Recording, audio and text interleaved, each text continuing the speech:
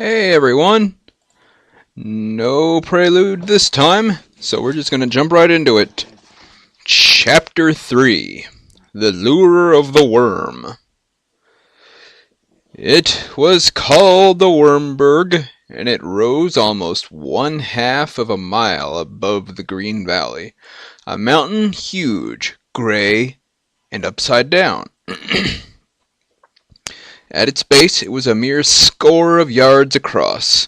Then it rose through a clinging cloud, curving gracefully outward like an upturned trumpet, until it was truncated by a plateau fully 1/4 of a mile across. There was a tiny forest up there, its greenery cascading over the lip. There were buildings. There was even a small river tumbling down over the edge in a waterfall so wind-whipped that it reached the ground as rain. There was also a number of cave mouths a few yards below the plateau. They had a crudely carved, regular look about them, so that on this crisp autumn morning, the Wyrmberg hung over the clouds like a giant's dovecote. This would mean that the doves had a wingspan slightly in excess of 40 yards. "I knew it," said Rincewind. "We're in a strong magical field." Twoflower and Hrun looked around the little hollow where they had made their noonday halt. Then they looked at each other. The horses were quietly cropping the rich grass by the stream. Yellow butterflies skittered among the bushes. There was a smell of thyme and buzzing bees. The wild pigs on the spit sizzled gently. Hrun shrugged and went back to oiling his biceps. They gleamed. "Looks all right to me," he said. "Try tossing a coin," said Rincewind. "Go on, toss a coin." "Okay," said Hrun. "If it gives you any pleasure." He reached into his pouch and withdrew a handful of loose change, plundered from a dozen realms. With some care he selected a zilchoy, a leaden quarter iotum, and balanced it on a purple thumbnail. "You call," he said. "Heads or." He inspected the obverse with an air of intense concentration. "Some sort of fish with legs." "When it's in the air," said Rincewind. Hrun grinned and flicked his thumb. The iotum rose spinning. "Edge," said Rincewind without looking at it. "Magic never dies. It merely fades away." Nowhere was this more evident on the wide blue expanse of the Discworld than in those areas where that had been the scene of the great battles of the Mage Wars, which had happened very shortly after creation. In those days, magic in its raw state had been widely available, and had been eagerly utilized by the first men in their war against the gods. The precise origins of the Mage Wars have been lost in the fogs of time, but disc philosophers agree that the first men, shortly after their creation, understandably lost their temper, and great and pyrotechnic were the battles that followed. The sun wheeled across the sky, the seas boiled, weird storms ravaged the land. Small white pigeons mysteriously appeared in people's clothing, and the very stability of the disc, carried as it was through space on the backs of 4 giant turtle-riding elephants, was threatened. This resulted in stern action by the old High Ones, to whom even the gods themselves are answerable. The gods were banished to high places. Men were recreated a good deal smaller, and much of the old wild magic was sucked out of the earth. This did not solve the problem of those places on the disc which, during the wars, suffered a direct hit by a spell.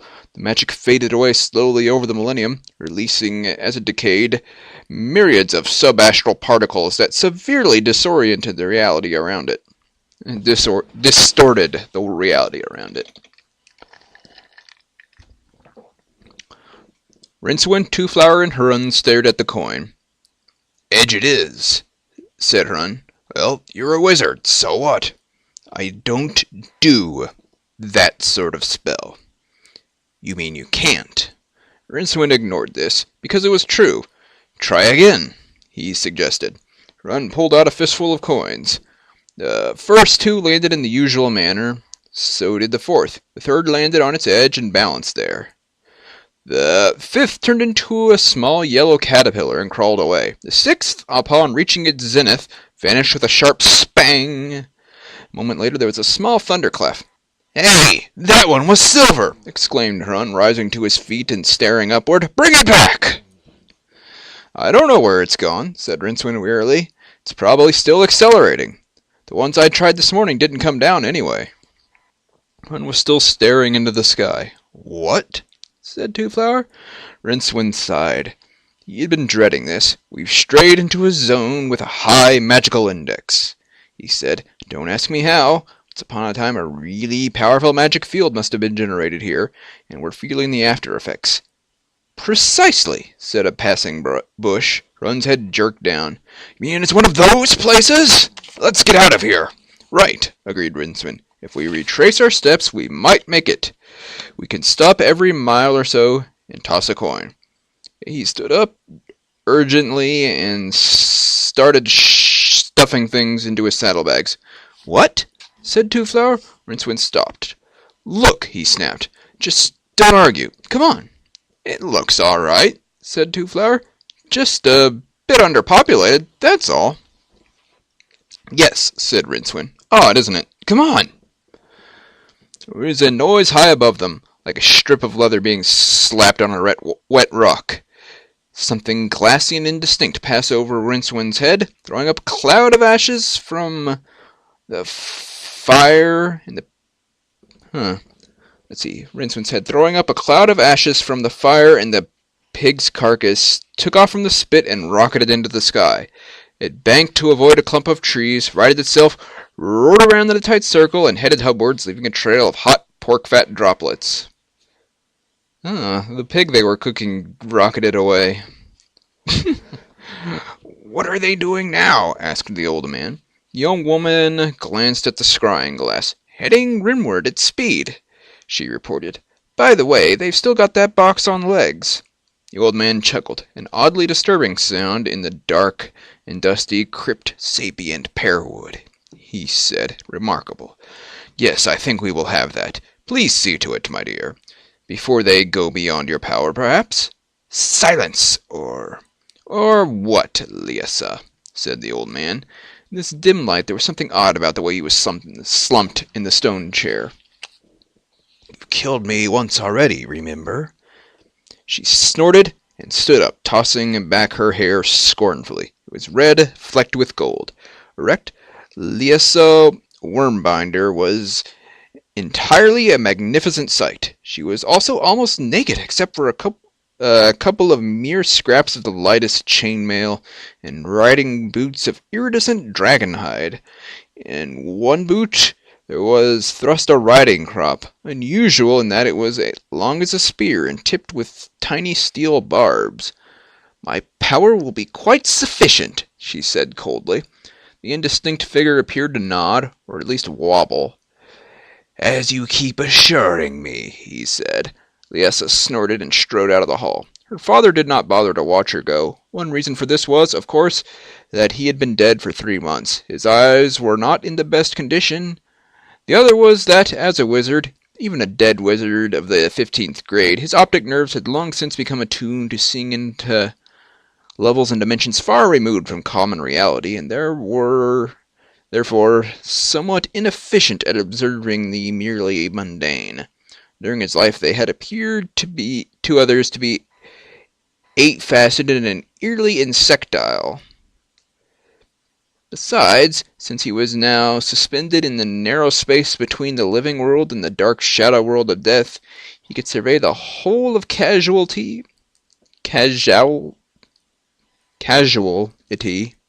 It's like casualty. Whatever. Itself.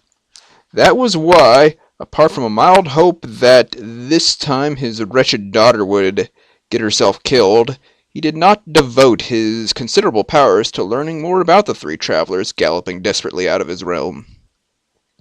Several hundred yards away, Liesa was in a strange humor as she strode down the worn steps that led into the hollow heart of the Wyrmberg, followed by a half-dozen riders. Would this be the opportunity? Perhaps here was the key to break the deadlock, the key to the throne of Wyrmberg. It was rightfully hers, of course, but tradition said only a man could rule the Wyrmberg. That irked Liessa. And when she was angry, the power flowed stronger in the dragon, and the dragons were especially big and ugly. When she was angry, the dragons got bigger and uglier? If she had a man, things would be different. Someone who, for preference, was a big, strapping lad, but short on brains. Someone who would do what he was told.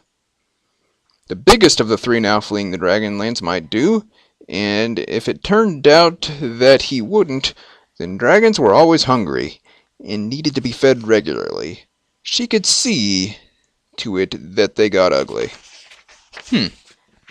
Uglier than usual, anyway. This is kind of insulting to dragons.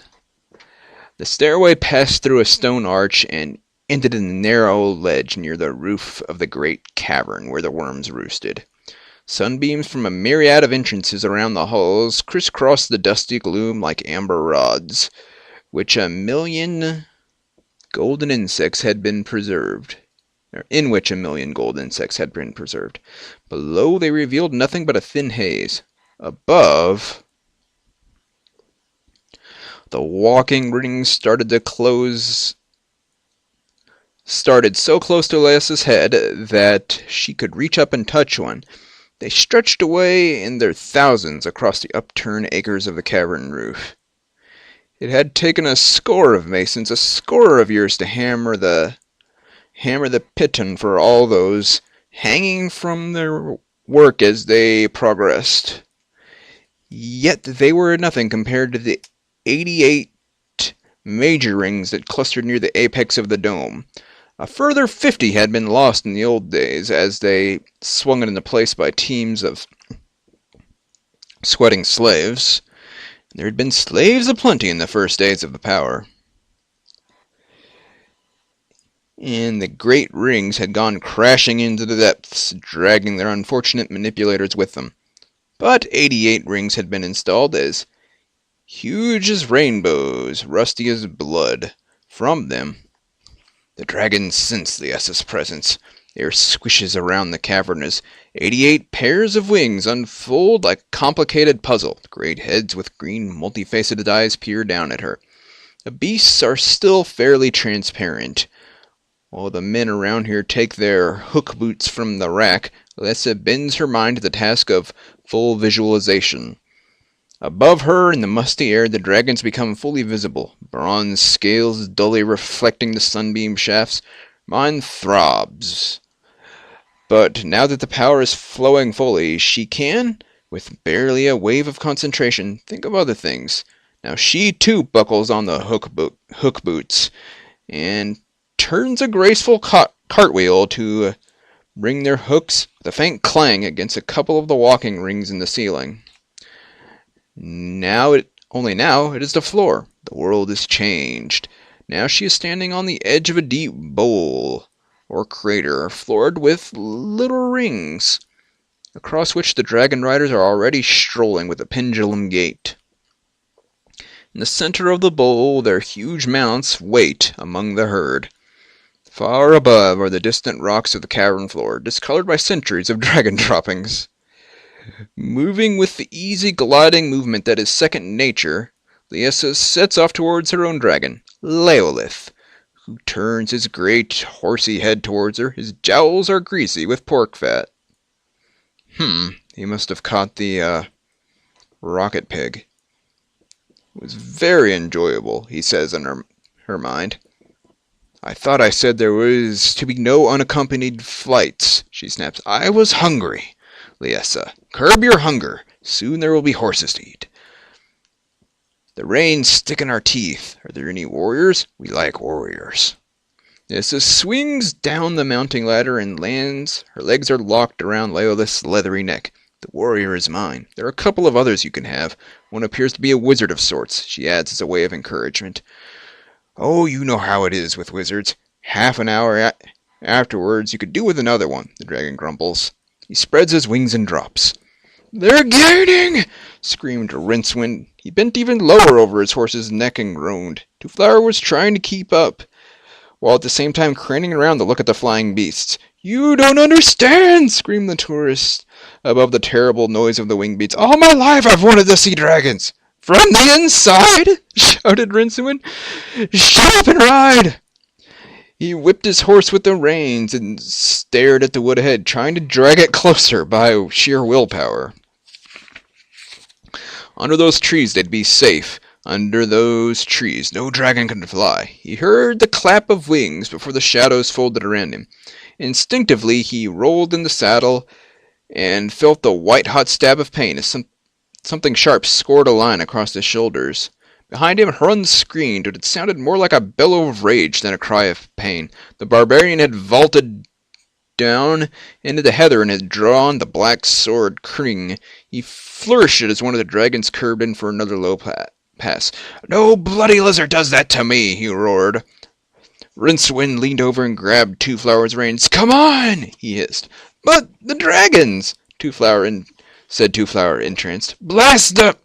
Began the wizard, and froze. Another dragon had peeled off from the circling dots overhead and was gliding towards them. Rincewind let go of Twoflower's horse, swore bitterly, and spurred his own mount towards the trees alone. He didn't look back at the sudden commotion behind him. When the shadow had passed over him, merely gibbered weakly and tried to burrow into his horse's mane. Then, instead of the searing, piercing pain he had expected, there was a series of stinging blows as the terrified animal passed under the eaves of wood. The wizard tried to hang on, but another low branch, stouter than the others, knocked him out of the saddle. The last thing he heard before the flashing blue lights of unconsciousness closed in was a high reptilian scream of frustration and the thrashing of talons in the treetops. When he awoke, a dragon was watching him. At least it was staring in his general direction. Rincewind groaned and tried to dig his way into the moss with his shoulder blades, then gasped as the pain hit him. Through the mists of agony and fear he looked back at the dragon. The creature was hanging from a branch of a large dead oak tree, several 100 feet away. Its bronze gold wings were tightly wrapped around its body, but the long equine head turned this way and that, at the end of a remarkably prehensile neck. It was scanning the forest. It was also semi-transparent. The sun glinted off its scales. Rincewind could clearly make out the outlines of the branches behind it. On one of them a man was sitting, dwarfed by the hanging reptile. He appeared to be naked, except for a pair of high boots, a tiny leather holdall in the region of his groin, and a high-crested helmet. He was swinging a short sword back and forth idly, and stared out across the treetops with the air of one carrying out a tedious and unglamorous assignment. A beetle began to crawl laboriously up Rincewind's leg. The wizard wondered how much damage a half-solid dragon could do. Would it only half kill him? He decided not to stay and find out. Moving on heels and fingertips and shoulder muscles, Rincewind wiggled sideways until the foliage masked the oak and its occupants. Then he scrambled to his feet and hared off between the trees. He had no destination in mind, no provisions, and no horse. But while he still had legs, he could run. Ferns and brambles whipped at him, but he didn't feel them at all. When he had put about a mile between him and the dragon, he stopped, collapsed against a tree, which then spoke to him. Psst, it said. Dreading what he might see, Rincewind let his gaze slide upward. It tried to fasten on an innocuous bits of bark and leaf, but the scourge of curiosity forced it to leave them behind. Finally, it fixed on the black sword that thrust straight through the branch above Rincewind's head. Don't just stand there, said the sword, in a voice that sounded like a finger being dragged around the rim of a large, empty wine glass. Pull me out! What? Said Rincewind, his chest still heaving. Pull me out, repeated Kring. It's either that or I'll be spending the next 1,000,000 years in a coal measure. Did I ever tell you about the time I was thrown into a lake up in the... What happened to the others? said Rincewind, still clutching on the tree desperately. Oh, the dragons got them, and the horses, and that box. Me too, except that Hun dropped me. What a stroke of luck for you!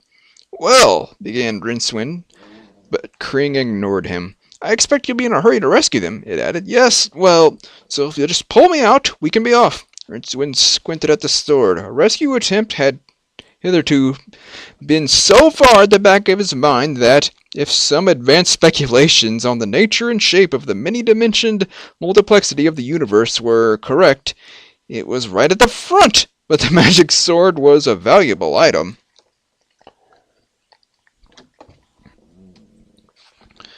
And it would be a long trek back home, wherever that was. He scrambled up the tree and inched along the branch. Kring was buried very firmly in the wood. He gripped the pommel and heaved until lights flashed in front of his eyes. Try again, said the sword encouragingly. Rincewind groaned and gritted his teeth. Could be worse, said Kring. This could have been an anvil.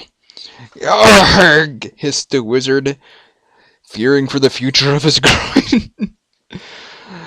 I have had a multi-dimensional existence, said the sword. I have had many names, you know. Amazing, said Rincewind. He swayed backward as the blade slid free. It felt strangely light. Back on solid ground again, he decided to break the news. I really don't think a rescue is a good idea, he said. I think we'd better head back to the city, to raise a search party. The dragon's headed hubward, said Kring. However, I suggest we start with one of the trees over there. Sorry, but you can't leave them to their fate. Rincewind looked surprised. I can't? He said. No, you can't. Look, I'll be frank. I've worked with better material than you, but it's either that or... Have you ever spent 1,000,000 years in a coal measure? Look, So, if you don't stop arguing, I'll chop your head off. Rincewind saw his own arm snap up, and the shimmering blade was humming a mere inch from his throat. He tried to force his fingers to let go. They wouldn't.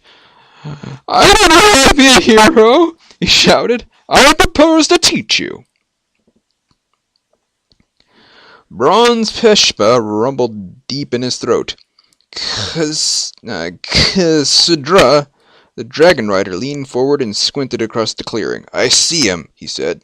He swung down easily from branch to branch and landed lightly on the tussocky grass, drawing his sword. He took a long look at the approaching man, who was obviously not keen on leaving the shelter of the trees. He was armed, but the dragon rider observed with some interest the strange way in which the man held the sword in front of him, at arm's length, as though embarrassed to be seen in its company. Kizdra hefted his own sword, and grinned expansively as the wizard shuffled towards him. Then he leapt. Later he remembered only two things about the fight. He recalled the uncanny way in which the wizard's sword curved up and caught his own blade, with a shock that jerked it out of his grip. The other thing, and it was this, he averred, that led to his downfall, was that the wizard was covering his eyes with one hand. Kizdra jumped back to avoid another thrust, fell full length on the turf. With a snarl, Peshpa unfolded his great wings and launched himself from the tree. A moment later, the wizard was standing over him, shouting, Tell it that if it singes me, I'll let the sword go. I will! I'll let it go, so tell it! The tip of the black sword was hovering over Kizdra's throat. It was odd that the wizard was obviously struggling with it, and it appeared to be singing to itself. Peshpa! Kizdra shouted. The dragon roared in defiance, but pulled up out of the dive that would have removed Rincewind's head, and flapped ponderously back to the tree. Talk! Screamed Rincewind. Kizdra squinted up at him along the length of the sword. What would you like me to say? He asked. What? I said, what would you like me to say? Where are my friends, the barbarian and the little man? That's what I mean. I expect they've been taken back to the Wyrmberg. Rincewind tugged desperately against the surge of the sword, trying to shut his mind to Kring's bloodthirsty humming. What's a Wyrmberg? He said. The Wyrmberg. There's only one. It is Dragonholm. And I suppose you were waiting to take me there, huh? Kizdra yelped involuntarily as the tip of the sword prickled a bead of blood from his Adam's apple. don't want people to know that you've got dragons here, eh? Snarled Rincewind. The dragon rider forgot himself enough to nod and came within a quarter inch of cutting his own throat. Rincewind looked around desperately and realized that this was something he was really going to have to go through with. Right then, he said diffidently as he could manage. You'd better take me to this Wyrmberg of yours, hadn't you? I was supposed to take you in dead, muttered Kizdra sullenly. Rincewind looked down at him, grinned slowly. It was a wide, manic, and utterly humorless rictus. It was a sort of grin that is normally accompanied by a small riverside birds wandering in and out, picking scraps out of the teeth. Alligator grin. Alive will do, said Rincewind. If we're talking about anyone being dead, remember whose sword is in which hand. If you kill me, nothing will prevent Pishba from killing you, shouted the prone dragon rider. So what I'll do is I'll chop his bits off, agreed the wizard. He tried the effect of the grin again. Oh, all right, said Kizdra sulkily. Do you think I've got no imagination? He wriggled out from under the sword and waved at the dragon, which took wing again and glided in towards them. Rincewind swallowed. You mean I've got to go on that? He said. Kizdra looked at him scornfully. The point of Kring was still aimed at his neck. How else would anyone get to the Wyrmberg? I don't know, said Rincewind. How else? I mean, there's no other way. It's flying or nothing. Rincewind looked again at the dragon before him. He could quite clearly see through it to the crushed grass on which it lay, but he gingerly touched a scale that was a mere golden sheen on the air. It felt solid enough. Either dragons should exist completely or fail to exist at all, he felt. A dragon only half existing was worse than the extremes. I don't know how dragons should be... I didn't know dragons could be seen through, he said. Kizdra shrugged. Didn't you? He said. He swung himself astride the dragon awkwardly, because Rincewind was hanging onto his belt. Once uncomfortably aboard, the wizard moved his white-knuckled grip to a convenient piece of harness and prodded Kizdra lightly with the sword. Have you ever flown before? Said the dragon rider without looking around. Not as such, no. Would you like something to suck? Rincewind gazed at the back of the man's head, then dropped to the bag of red and yellow sweets that was being proffered. Is it necessary? He asked. It is traditional, said Kizdra. Please yourself. The dragon stood up, lumbered heavily across the meadow, and fluttered into the air. It fluttered? Like a little butterfly? Rincewind occasionally had nightmares about teetering on some unimaginable but enormously high place and seeing a blue, distant, cloud-punctuated landscape reeling away below him. This usually woke him up with his ankles sweating. He would have been more worried had he known that the nightmare was not, as he thought, just the usual Discworld vertigo. It was a backward memory of an event in his future so terrifying that it had generated harmonics of fear all the way along his lifeline. This was not that event, but it was good practice for it. Peshpa clawed its way into the air with a series of vertebrae-shattering bounds. At the top of its last leap, the wide wings unfolded with a snap, spread out with a thump which shook the trees. Then the ground was gone, dropping away in a series of gentle jerks. Peshpa was suddenly rising gracefully in the afternoon sunlight gleaming off his wings. That were still no more than a golden film. Rincewind made the mistake of glancing downwards and found himself looking through the dragon to the treetops below, far below. His stomach shrank at the sight, and I'm muting my laptop. Shh, quiet everyone, be quiet. Closing his eyes wasn't much better because it gave his imagination full rein. He compromised it by gazing fixedly into the middle distance, where moorland and forest drifted by, and could be contemplated almost casually. Wind snatched at him. Kizdra half turned and shouted into his ear, Behold the Wyrmberg! Rincewind turned his head, slowly taking care to keep Kring resting lightly on the dragon's back. His streaming eyes saw the impossibly inverted mountain rearing out of the deep forested valley like a trumpet in a tub of moss. Even at this distance, he could make out the faint octarine glow in the air that must be indicating a stable magic aura of, at least, he gasped, several milliprime? At least! Oh, no, he said. I don't know what a milliprime is, but it must be serious. I kind of find it amusing, just to go off topic here, that they're using magic kind of like radiation. It just strikes me as very funny. Like, the after effects of magic and magical fighting is pretty much the same as the after effects of, like, nuclear fighting. That their effects last there and the radiation keeps going for a long time afterwards. Whatever, back to the story. Even looking at the ground was better than that. He averted his eyes quickly and realized he could now no longer see the ground through the dragon.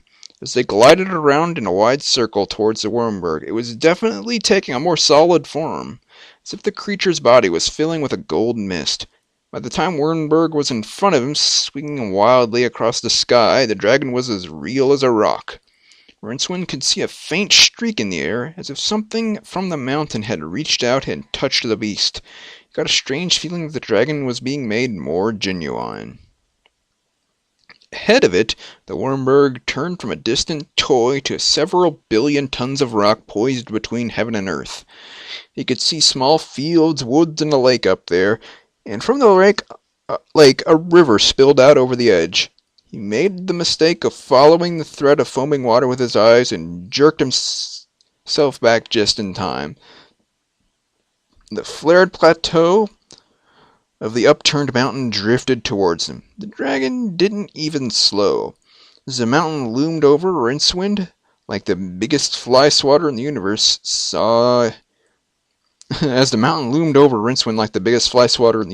he saw a cave mouth. Pishpa skimmed towards it, shoulder muscles pumping. The wizard screamed as the dark spread and enfolded him. Okay. I was just trying to make that sentence structure fit in my head. There was a brief vision of rock flashing past, blurred by speed. And the dragon was in the open again. It was inside a cave, but bigger than any cave had a right to be. The dragon was gliding across its vast emptiness. It was a mere gilded fly in a banqueting hall. There were other dragons, gold, silver, black, white, flapping across the sun-shafted air on errands of their own, or perched on outcrops of rock high in the domed roof of the cavern. Scores of others hung from huge rings with their wings wrapped bat-like around their bodies. There were men up there too. Rincewind swallowed hard when he saw them, because they were walking on the broad expansive ceiling like flies. Then he made out the thousands of tiny rings that studded the ceiling. A number of inverted men were watching Pishpa's flight with interest. Rincewind swallowed again. For the life of me, he couldn't think of what to do next. "Well?" he asked in a whisper. "Any suggestions?" "Obviously, you attack," said Kring scornfully. "Why didn't I think of that?" said Rincewind. "Could it be because they all have crossbows?" "You're a defeatist." "Defeatist? That's because I'm going to be defeated." "You're your own worst enemy, Rincewind," said the sword. Rincewind looked up at the grinning men. "Bet?" he said wearily. Before Kring could reply, Peshpa reared in midair and alighted on one of the large rings, which rocked alarmingly. "Would you like to die now, or surrender first?" asked Kizdra calmly. There were men converging on the ring from all directions, walking with a swaying motion as their hooked boots engaged the ceiling rings. There were more boots on the rack that hung in a small platform built on the side of the perch ring. Before Rincewind could stop him, the dragon rider had leapt from the creature's back to land on the platform, where he stood grinning at the wizard's discomfiture. It was a small, expressive sound made by a number of crossbows being cocked. Rincewind looked up at a number of impassive upside-down faces. The dragon folk's taste in clothing didn't run to anything much more imaginative than a leather harness studded with bronze ornaments. Knives and sword sheaths were worn inverted. Those who were not wearing helmets let their hair flow freely, so that it moved like seaweed in a ventilation breeze near the roof. There were several women among them. Inversion did strange things to their anatomy. Rincewind stared. "Surrender!" said Kisdra again. Rincewind opened his mouth to do so. Kring hummed a warning, and agonizing waves of pain shot up his arm. "Never!" he squeaked. The pain stopped. "Of course he won't," boomed an expansive voice behind him. "He's a hero, isn't he?" Rincewind turned and looked into a pair of hairy nostrils. They belonged to a heavily built young man hanging nonchalantly from the ceiling by his boots. "What's your name, hero?" said the man, "so that we know who you are." Agony shot up Rincewind's arm. "I'm Rincewind of Unk," he managed to gasp. "I am Lord, Dragon Lord." These people all have exclamation points in their names. I do not know how to pronounce that. "Leort," said the hanging man, pronouncing the word with a harsh click at the back of the throat that Rincewind could only think as some kind of integral punctuation. "You've come to challenge me in mortal combat." "Well, no, you are mistaken.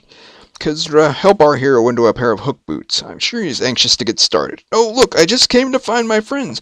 I'm sure there's no—" Rincewind began as the dragon rider guided him firmly onto the platform, pushed him into a seat, and proceeded to strap up hook boots to his feet. "Hurry up, Kisdra. We mustn't keep our hero from his destiny," said Leort. "Look, I expect my friends are happy enough here, so if you could just set me down somewhere." "You will see your friends soon enough," said the Dragon Lord airily. "If you are religious, I mean. None who enter the Wyrmberg ever leave again, except metaphorically, of course. Show him how to reach the rings, Kisdra."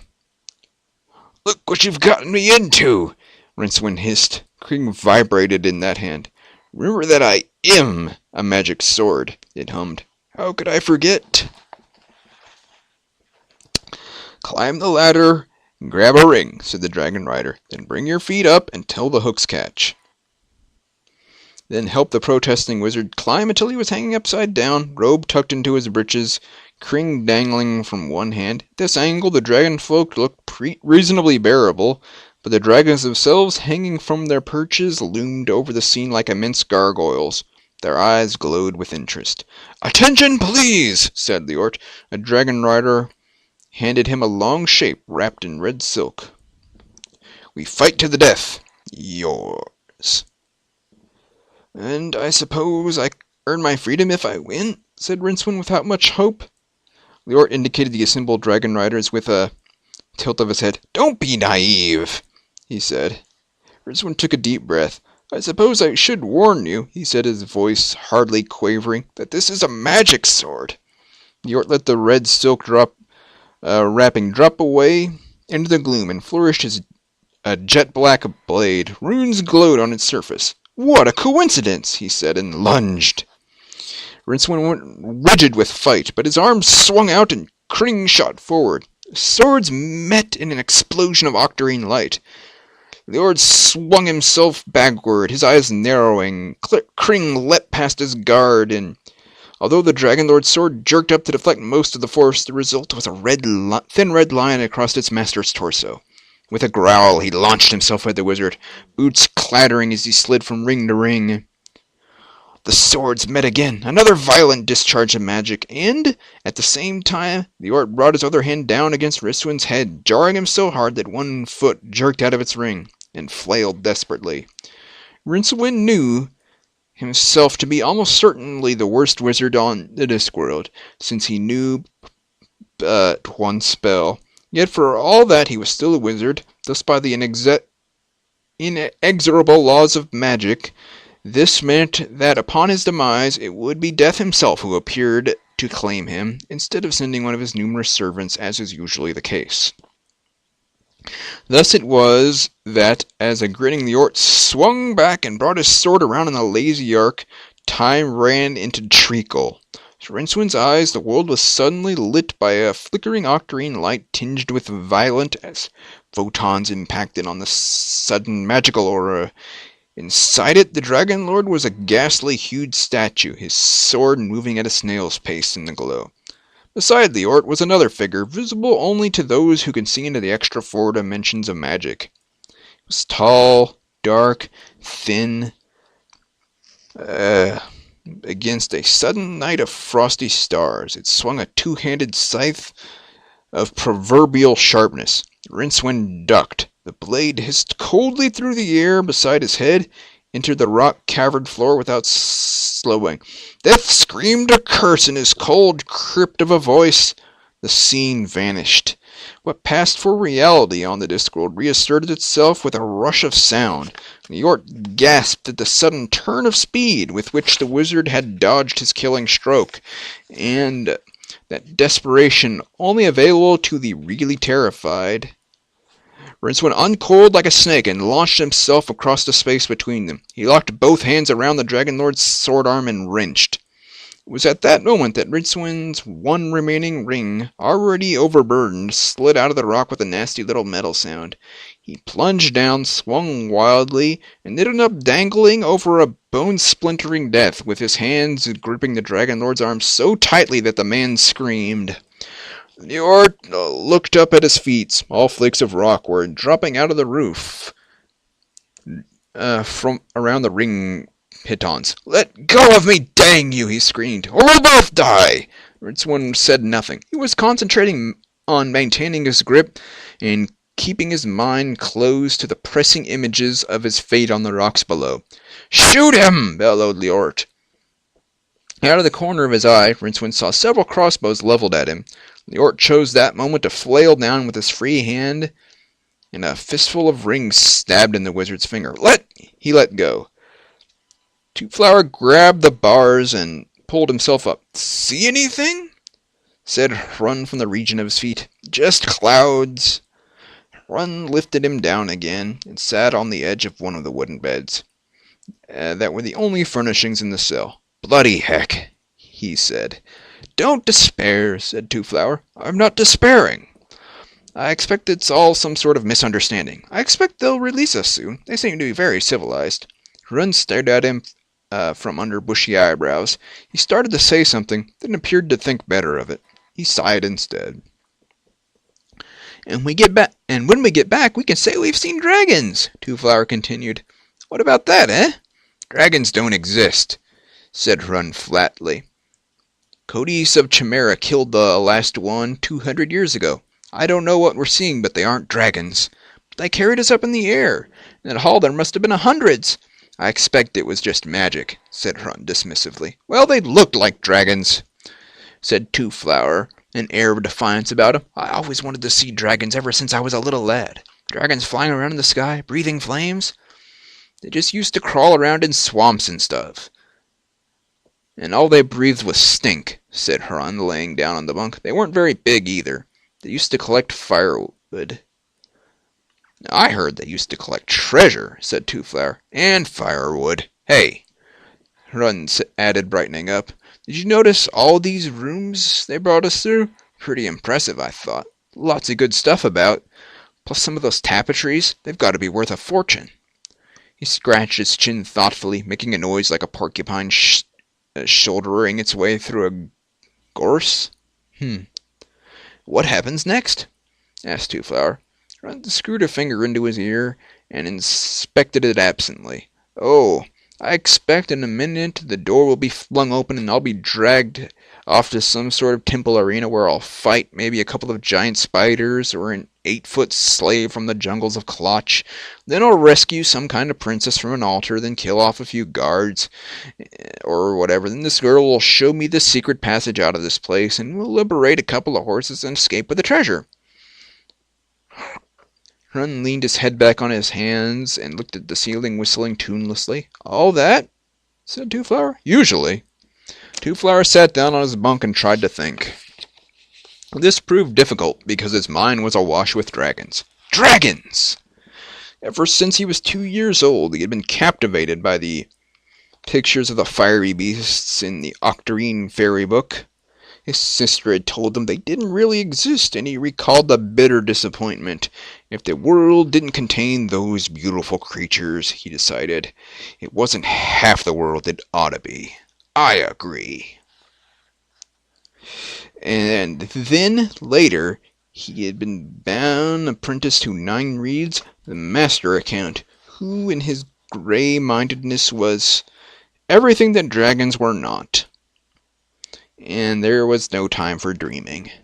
There was something wrong with these dragons. They were too small and sleek compared to the ones in his mind's eye. Dragons ought to be big, green, and clawed, and exotic and fire-breathing. Big, green, long, and sharp. Something moved at the edge of his vision in the furthest, darkest corner of the dungeon. When he turned his head, it had vanished, although he thought he heard the faintest noises that might have been made by claws scrabbling on stone. "Run?" he said.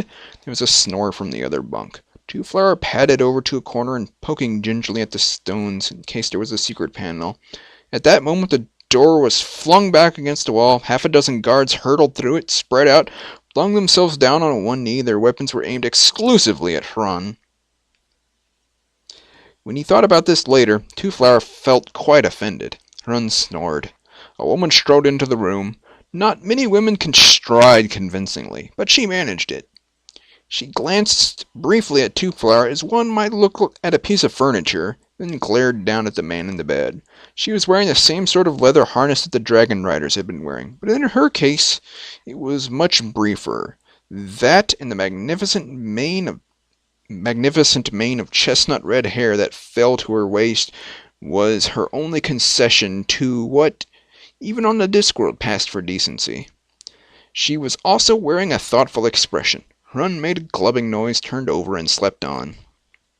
With a careful movement, as though handling some instrument of rare delicacy, the woman drew a slim black dagger from her belt and stabbed downwards. Before it was halfway through its arc, Hrun's right hand moved so fast that it appeared to travel between 2 points in space without at any time occupying the intervening air. It closed on the woman's wrist with a dull smack. His other hand groped feverishly for a sword that wasn't there. Hrun awoke. "Gungh," he said, looking up at the woman with a puzzled frown. Then he caught sight of the bowman. "Let go," said the woman "Let go," said the woman in a voice that was calm, quiet, and edged with diamonds. Hrun released his grip slowly. She stepped back, massaging her wrist, looking at Hrun in much the same way a cat watches a mouse hole. "So," she said at last, "you passed the first test. What is your name, barbarian?" "Who are you calling a barbarian?" snarled Hrun. "That is what I want to know." Hrun counted the bowmen slowly and made a brief calculation. His shoulders relaxed. "I am Hrun of Chameria. And you?" "Yes, a dragon lady." "Are you the lord of this place?" "That remains to be seen. You have the look about you of a hired sword, Hrun of Chameria. I could use you, if you pass the tests, of course. There are 3 of them. You have passed the first." "What are the other?" Hrun paused. His lips moved soundlessly. Then he hazarded 2. He had to count it. "Perilous." "And the fee?" "Valuable." "Excuse me," said Two-Flower. "And if I fail these tests?" said Hrun, ignoring him. The air between Hrun and Lisa crackled with small explosions of charisma as their gazes sought for a hold. "If you had failed the first test, you would now be dead. This may be considered a typical penalty." Look," began Two-Flower. Lisa spared him a brief glance and appeared to actually notice him for the first time. "Take that away," she said calmly, and turned back to Hrun. 2 of the guards shouldered their bows, grasped Two-Flower by the elbows, and lifted him off the ground. Then they trotted smartly through the doorway. "Hey!" said Two-Flower as they hurried down the corridor outside, where, as they stopped in front of another door, "is my," as they dragged another door open, "luggage!" He landed in a heap of what might have once been straw. The door banged shut, its echoes punctuated by the sound of bolts being slammed home. The other cell, Hrun had barely blinked. Okay, he said. What's the second test? You must kill my two brothers. Hrun considered this. Both at the same time or one after the other, he said. Consecutively or concurrently, she assured him. What? Just kill them, she said sharply. Good fighters, are they? Renowned. So, in return for all this, you will wed me and become Lord of the Wyrmberg. There was a long pause. Hrun's eyebrows twisted themselves in unaccustomed calculation. I get you and this mountain? He said at last. Yes. She looked him square in the eye, and her lips twitched. The fee is worthwhile, I assure you. Hrun dropped his gaze to the rings in her hand. The stones were large, being the incredibly rare blue milk diamonds from the clay basins of Mythos. When he managed to return his gaze from them, he saw Lysa glaring down at him in fury. So calculating, she rasped. Hrun the barbarian who would boldly walk into the jaws of death himself? Hrun shrugged. Sure, he said. The only reason for walking in the jaws of death is so you can steal his gold teeth. He brought one arm around expansively, and the wooden bunk was at the end of it. It cannoned into the bowmen, and Hrun followed it joyously, felling one man with a blow and snatching the weapon from another. A moment later it was all over. Lysa had not moved. Well, she said. Well, what? Said Hrun from the carnage. Do you intend to kill me? What? Oh, no, this is just kind of a habit. Just keeping in practice. Where are these brothers? He grinned. It's kind of a habit, killing people. I'm sorry. I gotta cut down. Two Flower sat on his straw and stared into the darkness. He wondered how long he'd been there. Hours at least. Days, probably. He speculated perhaps it had been years. He had been simply forgotten. No, that sort of thinking wouldn't do. He tried to think of something else. Grass, trees, fresh air, dragons. Dragons! There was the faintest of scrabblings in the darkness. Two Flower felt the sweat prickle on his forehead. Something was in the cell with him, something that made small noises, even in the pitch blackness, gave the impression of hugeness. He felt the air moved. When he lifted his arm, there was the greasy feel and faint shower of sparks that betokened a localized magical field. Two Flower found himself fervently wishing for light. A gout of flame rolled past his head and struck the far wall. The rocks flashed into a furnace of heat. He looked up at the dragon that now occupied more than half the cell. I obey, Lord, said a voice in his head. By the glow of the crackling, spitting stone, Two Flower looked into his own reflection in two enormous green eyes. Beyond them the dragon was as multi-hued, horned, spikened, and leafed as the one in memory. A real dragon. Its folded wings were nevertheless wide enough to scrape the wall on both sides of the room. It lay with him between its talons. Obey? He said in a voice vibrating with terror and delight. Of course, Lord. The glow faded away. Two Flower pointed a trembling finger at where he remembered the door. Open it! The dragon raised its huge head. Again a ball of flame rolled out, but this time, as the dragon's neck muscles contracted, its color faded from orange to yellow, from yellow to white, and finally the faintest of blues. By that time the flame was very thin where it touched the wall. The molten rock spat and ran. When it reached the door, the metal exploded in a shower of hot droplets. Black shadows arched and jiggered across the walls. The metal bubbled for an eye-aching moment, then the door fell in two pieces in the passage beyond. The flame winked out with a suddenness that was almost as startling as its arrival. Two Flower stepped gingerly over the door and looked up and down the corridor. It was empty. The dragon followed. The heavy door frame caused it some minor difficulty, which it overcame with a swing of its shoulders that tore the timber out and tossed it to one side.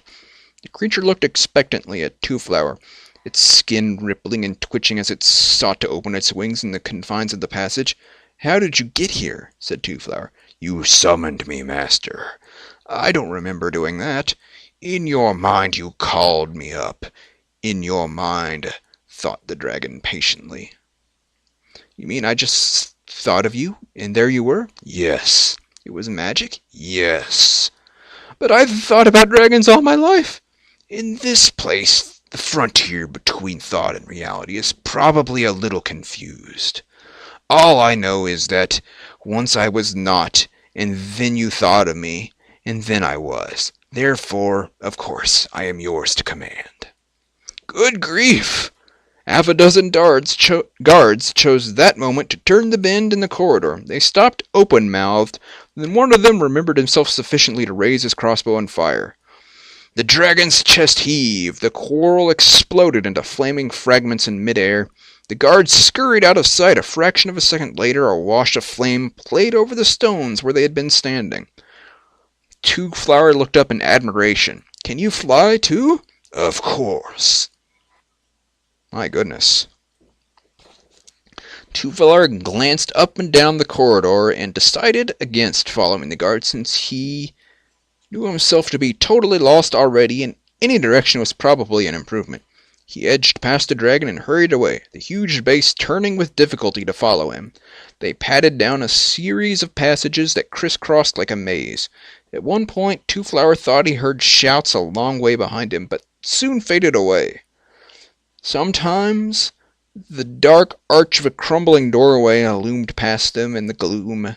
Light filtered through dimly from various shafts here and there, bouncing off big mirrors that had been mortared into angles of the passage.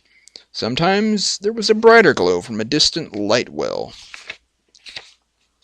What was odd, thought Two Flower as he strode down a wide flight of stairs and kicked up billowing clouds of silver dust motes, was that the tunnels were so much wider and better constructed too. There were statues and niches set in the walls. There was here and there faded but interesting tapestries that hung. They mainly showed dragons by the hundred, in flight or hanging from their perch rings, with men on their backs, hunting down deer and sometimes other men. Two Flower touched one tapestry gingerly. The fabric crumbled instantly in the hot, dry air, leaving only dangling mesh where some of the threads had been plaited with fine gold wire. I wonder why they left all this, he said. I don't know, said a polite voice behind his head. He turned and looked up into the scaly horse face above him. What's your name, dragon? Said Two Flower. I don't know. I think I shall call you Nine Reeds. That is my name, then. Dragon voice is hard. How much more is there?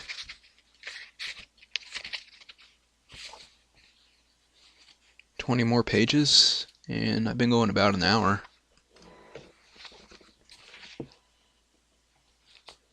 I think I will split it here. We've just met Nine Reeds the Dragon, who Two Flower named after his boss for some reason. And Hrun has been hired to kill that lady's brothers, and Rincewind is presumably dead, so I guess we'll see how this turns out. Hope you guys are enjoying this. You all take care for now, and I will talk to you later on. Bye-bye.